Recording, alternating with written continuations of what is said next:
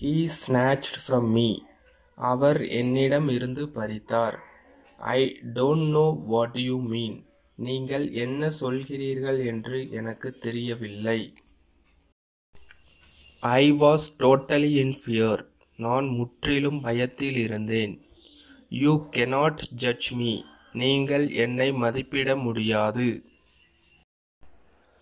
But where do we go now? ஆனால் இப்போது நாம் எங்கே போவோம்? Come down with me. என்னுடன் கீழே வாருங்கள்.